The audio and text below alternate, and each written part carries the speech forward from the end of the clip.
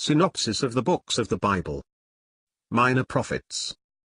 By JND Darby. Hosea. Chapters 4 and 5. The sins of priests, people and kings specified. Judah warned from Israel's judgment. In Hosea 4 we see that the prophet addresses the whole people together. In verse 15 he distinguishes Judah from Israel, warning the former not to follow the apostasy of the latter. He dwells upon the sins, verse 2, of which the people were guilty. Israel is rejected from being a nation of priests unto Jehovah, a glory which had been promised them. Exodus 19. This introduces the judgments of the priests, properly so called, who took pleasure in the sins of the people, that they might enrich themselves with their sacrifices. The proverb, like people, like priest, was exemplified in them. Whoredom and wine took all sound judgment from the heart, and the people of God asked counsel of their stocks and of their staff, sacrificed in the high places, and committed whoredom there.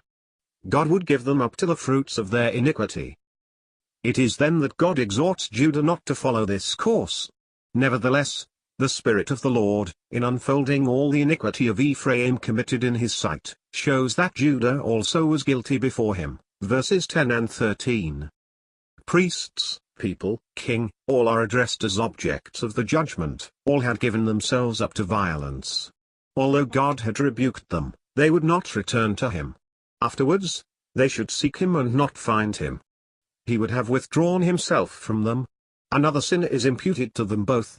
Ephraim had perceived his weakness, the consequence of his sin, and Judah his wound, but they had gone too far from Jehovah to have recourse unto him. They had sought help from the Assyrian. Could he deliver the sinful people from the judgment of Jehovah? Surely not. God would be to them as a lion that rends its prey, and then he would go and return to his place until they should acknowledge their offense. In their affliction, they would diligently seek him,